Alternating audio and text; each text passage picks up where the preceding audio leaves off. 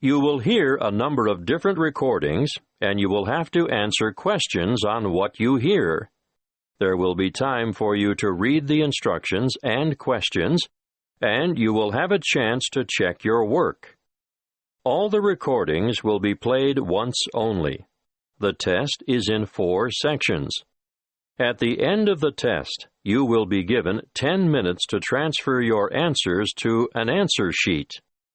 Now, turn to Section 1. Section 1. You will hear a conversation between a representative whose name is Dawn and a prospective member of an automobile club. First, you have some time to look at questions 1 to 6.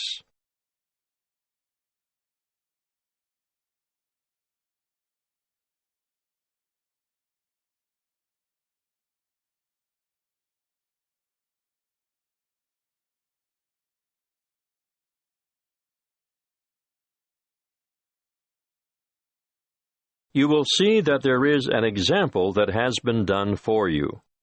On this occasion, only the conversation relating to this will be played first. Good morning.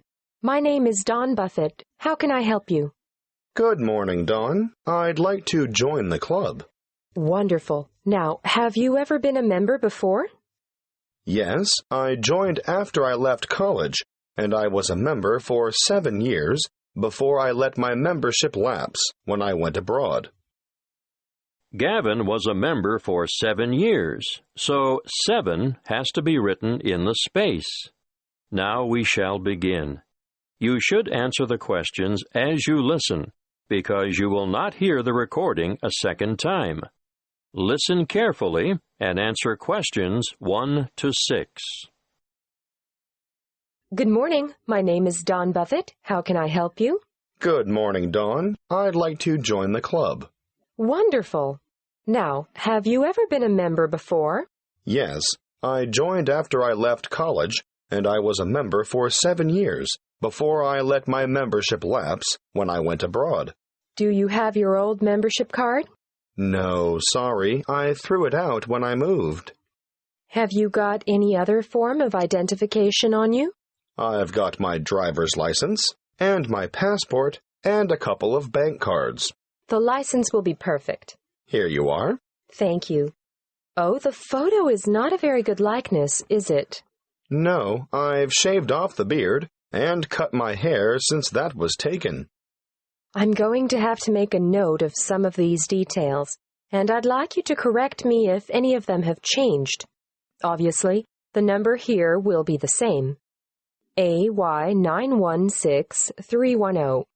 Look, you've copied it down wrongly. It's AY196310.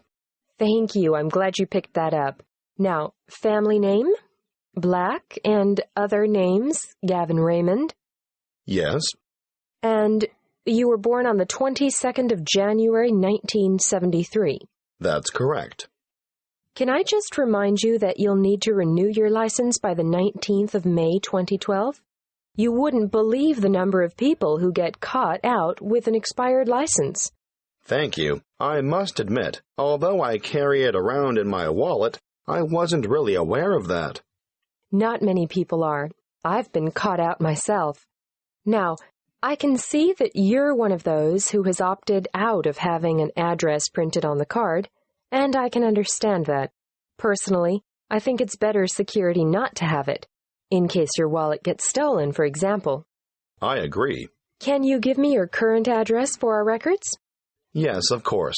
I live at 29 Sunset Street, Meadowbank. Thanks.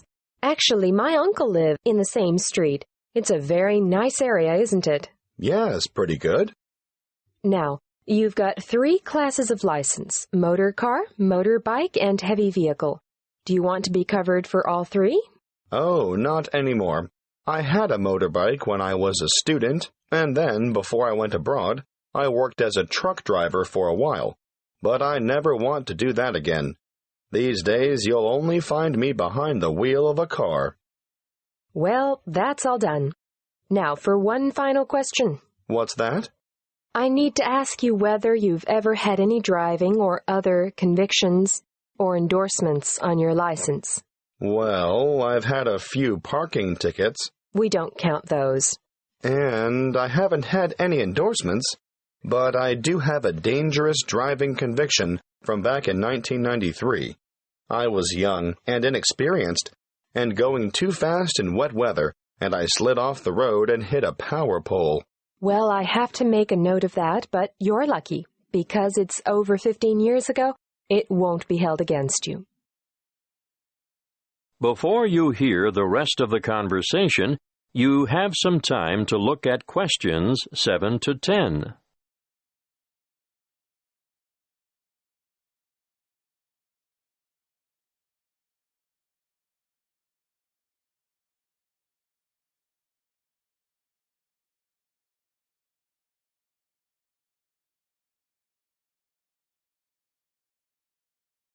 Now listen and answer questions 7 to 10. We've changed quite a lot here at the Royal Car Club since you were last a member. Oh? We now have 4 different levels of membership, starting at blue, then moving through bronze to gold. What does that mean exactly? Well, you get a different level of service and different benefits depending on what you choose. Of course, that is reflected in the annual fee. The more benefits, the higher the fee. I see. The standard club care comes with a 5% discount at bronze level and a 7.5% discount at silver level. And gold? If you own more than one car, I'd recommend the gold level because you only pay half the fee on your first vehicle. I'm not sure I need that. Well, bronze and silver have $10 and $20 off the insurance fee, but with the gold membership, say you had an accident and your car was badly damaged or off the road for any length of time, you'd be eligible for car hire at no extra cost. That's good. There's one more thing. If you need to borrow money to purchase a new car, we offer personal loans at a reduction off the general applicable rate. These start at 0.25%, go up to 0.5% at bronze level, and increase to 0.75% at the next level. Gold has a whopping 1.25% reduction on the applicable rate. Well, that is something I should consider, perhaps. Thanks for your help. I'll think it over and let you know. That is the end of Section 1. You now have half a minute to check your answers.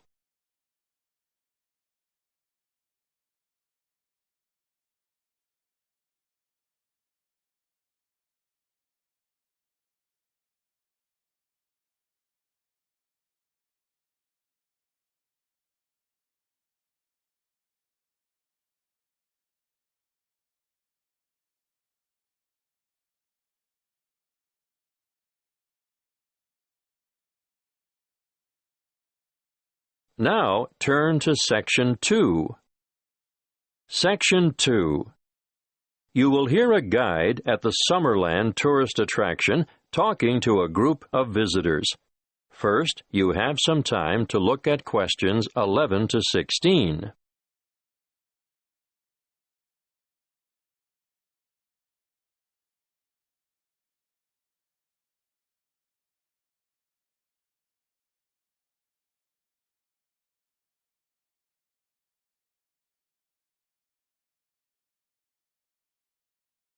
Listen carefully and answer questions 11 to 16. Welcome to Summerland. I'm your guide, Jackie, and I'm going to tell you a little bit about what we do and have here before I take you on a tour of the facilities. In our air-conditioned restaurant, we can cater for anyone from the individual diner to families and tour groups, but we also do functions such as weddings, conferences, birthday parties, and so on. We have a delicious modern menu on offer in the restaurant, or perhaps you'd prefer to sit outside in the courtyard overlooking the lush tropical gardens. And for those booking a function, we devise an interesting set menu according to the type of celebration and the client's budget. If formal dining isn't what you're after, we operate a takeaway food bar, which has a range of light snacks and refreshments, just the thing if you're supervising children in the playground. The playground and picnic area makes a great alternative to the beach. If you've remembered to bring your bathing suit and a towel, you can cool off in the water spray park. Parents can sit back, relax, and enjoy a coffee while the kids have fun in our fully fenced, shady playground and picnic area. What a way to make the most of the warmth and sunshine we have here in abundance. The older children will love to visit the historic cottage with their parents. This was the original homestead on the property and is now preserved as a museum with an educational DVD and cinema room. You'll find the information centre here also, and you'll be able to pick up some glossy brochures to take home with you and show your friends. Don't worry, we have more than enough leaflets for you to take home. Visit the gift shop and you'll find an enormous variety of local products, fine foods and handicrafts on sale. Some say that this is the best displayed and priced shop in the region.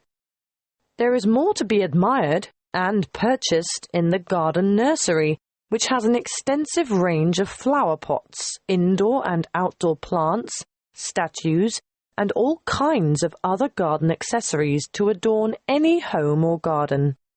While we're on the topic of gifts and such, I must mention the woodcrafting shed and urge you to take a look at the amazing products that the woodcrafting team produces there. You'll be able to watch them at work and buy anything they've made. The toys they produce are not only original, but some of the finest craftwork you'll ever see. Take your little ones by the hand and keep an eye on them, because they'll want to play with these, but they can't be played with unless they're paid for. Last but not least are the orchards. The Summerland tourist attraction is actually a working farm with over 40 hectares of macadamia and avocado trees. The macadamia nuts are picked by machine from April through to September. The avocados are grown, hand-harvested, packed, and marketed on site. Before you hear the rest of the talk, you have some time to look at questions 17 to 20.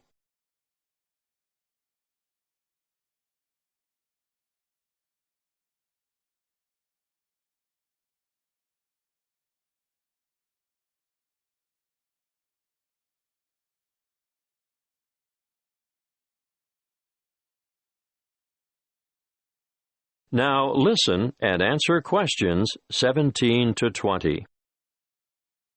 Now, are you all set for the tour?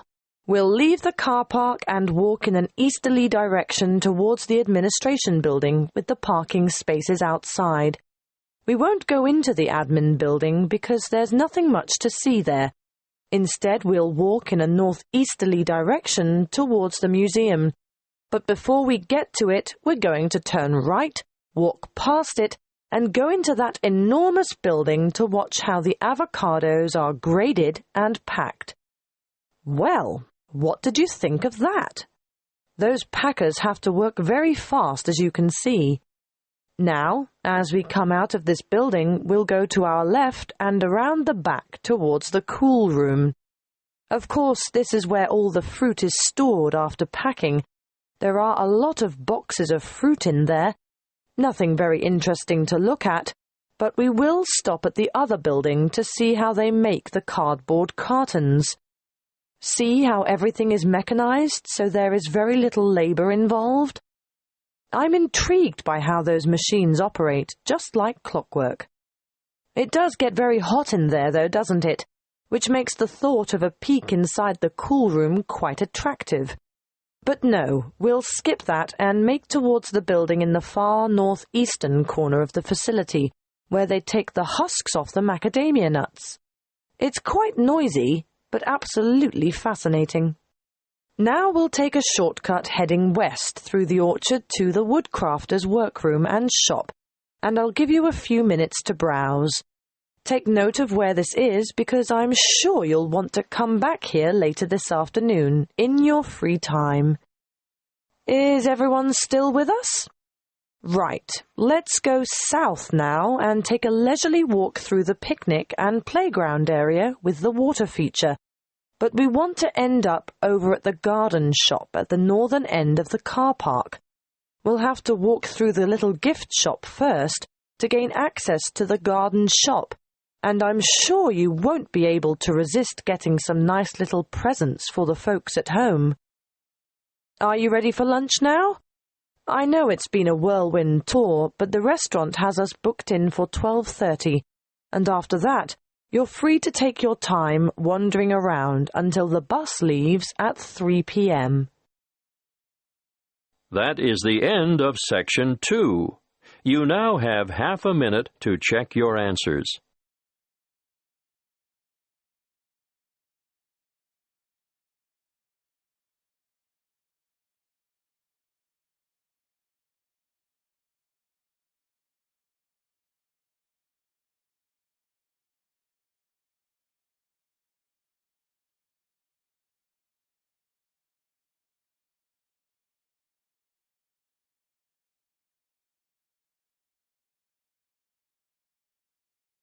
Now turn to Section 3. Section 3. You will hear a conversation between a lecturer and two horticulture students who are preparing a display for a science fair. First, you have some time to look at questions 21 to 25.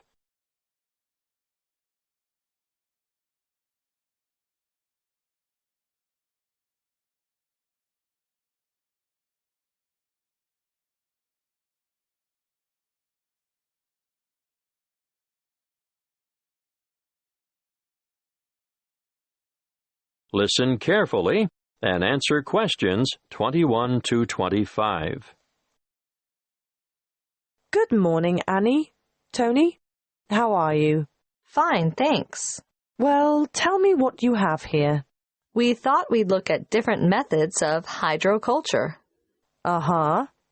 In the true hydroponics method, the roots are bathed with water and nutrient solution, while support for the plant must be provided above the container. And alternatively? Alternatively, the plants can grow with their roots in a substratum, such as sand, vermiculite, or LECA granules. LECA stands for Lightweight Expanded Clay Aggregate, and vermiculite is... Thank you, Tony. I know what vermiculite is, but you should be prepared to give details about all these things to the visitors. Can you explain what the advantage of LECA is over traditional soil? It's a natural product, manufactured from clay. It's colorful, lightweight, and perfect for allergy sufferers. That's right. Now tell me why. Because it's clean and hygienic, bacteria and soil diseases don't get a chance.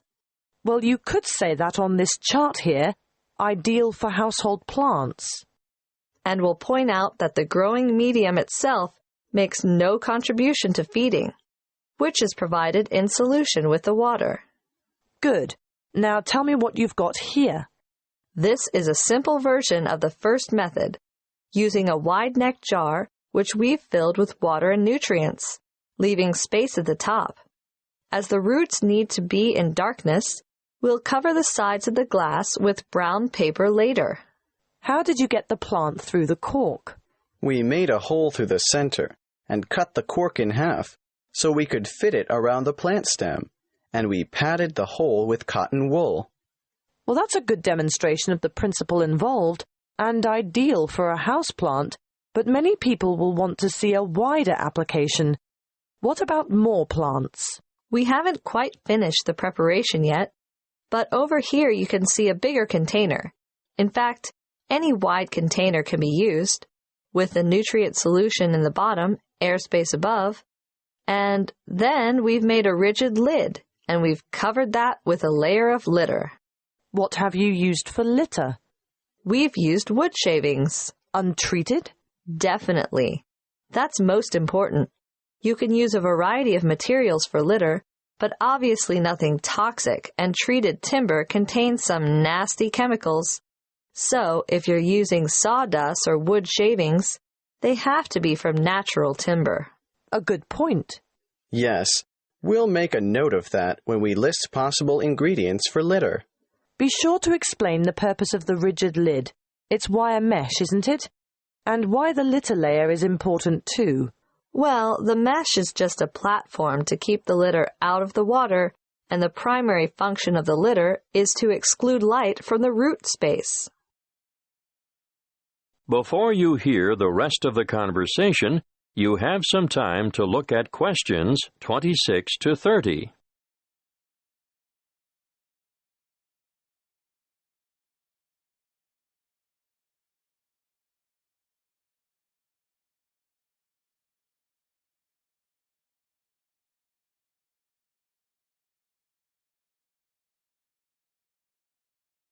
Now listen and answer questions 26 to 30. What you have so far is ideal for the home or office, but what about commercial applications? Well, we're going to demonstrate the nutrient film technique, which is popular with some commercial growers, particularly for the cultivation of crops such as runner beans and tomatoes. Producers would really like to see some innovation in the cultivation of potatoes and yams too, but obviously, this technique is only suitable for those crops which grow above ground. What about peas? Well, we found peas were awfully tricky to grow using this method, although we're still unsure as to the reason. Where's the exhibit? I don't see it anywhere.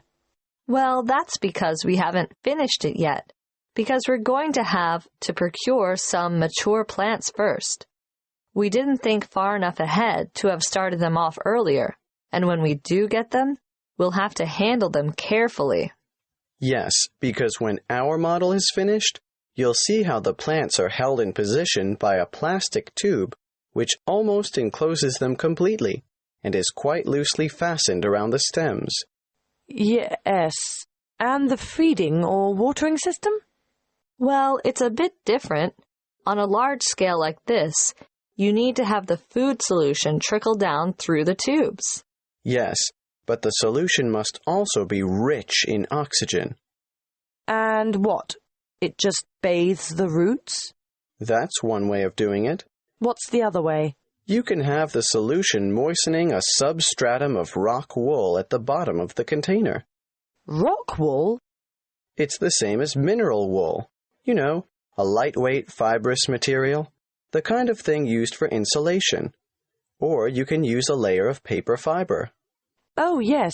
Something that has the capacity to absorb the solution, right? Well, you do need to experiment a little. For example, we tried coconut fiber. But it just didn't have the properties we were looking for. I see. In our display, you'll only see the basics. The kind of thing that can be done at home in the backyard. But commercial enterprises do need a lot more equipment, and the media used in substrata are constantly changing as new developments are made. The cost of upgrading is ongoing. And there's always the potential of outright failure when changing systems from one you know and understand to an innovative one. Of course, there's no room for guesswork in business. You have to try to get everything right first time. That is the end of Section 3. You now have half a minute to check your answers.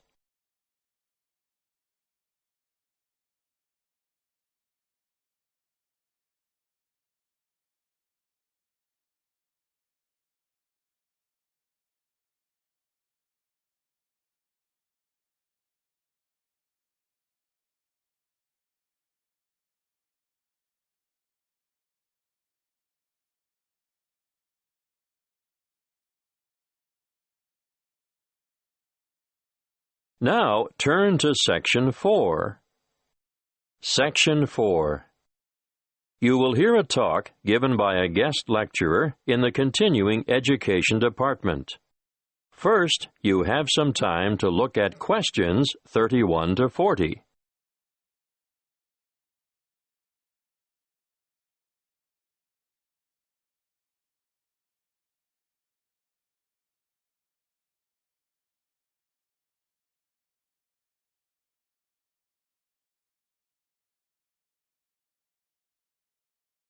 Listen carefully and answer questions 31 to 40. Good evening. I'd like to thank the Continuing Education Department for hosting this series of lectures on people behind the names you thought were fiction.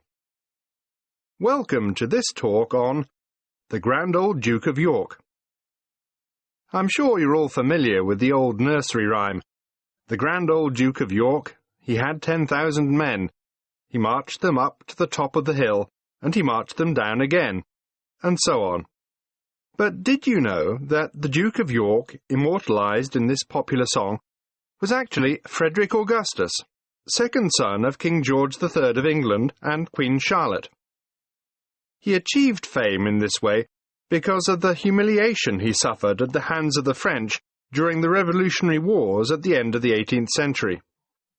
Frederick was born on the 16th of August, 1763, and from the age of 17 he had been trained as a soldier.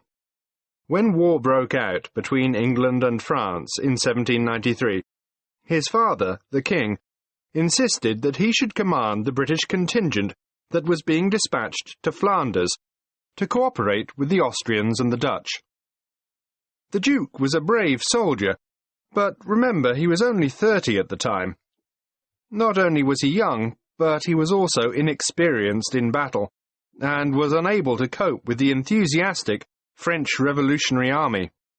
He was let down by his allies, too, and in spite of the arrival of 10,000 fresh troops from England, his campaigns were a disaster. He was driven out of Dunkirk in September 1793, Flanders in May 1794, and Belgium in July 1794. Finally, during the winter of 1794 to 1795, his army retreated to the border of Hanover, and, with his unsuccessful campaigns over, the Duke returned to England. It was after this military fiasco that the Duke of York came to be, rather unkindly, satirized in song. Would you believe, despite all this, King George III arranged his son's promotion to the position of Commander-in-Chief of the army in 1798, and in the following year he was appointed to command an army sent to invade Holland.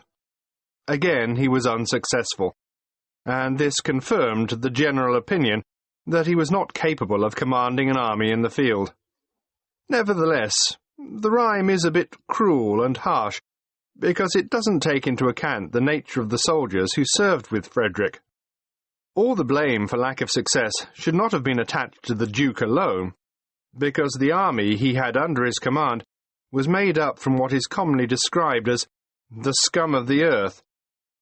This is a somewhat offensive term, used to refer to a group of people regarded as despicable and worthless. Who were they, these ordinary soldiers?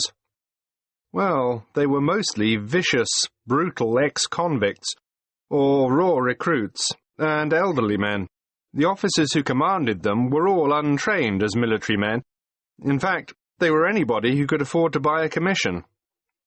But here's the really great thing that, unfortunately, the Duke of York is not remembered for. He realized that this was a hopeless kind of army, and he set about improving conditions in order to recruit higher-quality soldiers. He introduced padres. Are you familiar with the term? No? Well, let me explain. You see, members of the British Armed Forces are generally Christians of one denomination or another, and a padre is a Christian cleric or chaplain who ministers to the soldiers and attends to their spiritual needs, without belonging to any particular grouping within the Christian faith. Now, where was I? Yes, Frederick introduced padres, doctors, and veterinary surgeons to the battlefield. Why vets? To attend to the horses, of course.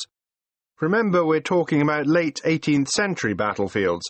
He was also the founder of the Royal Military College for the Training of Officers at Sandhurst.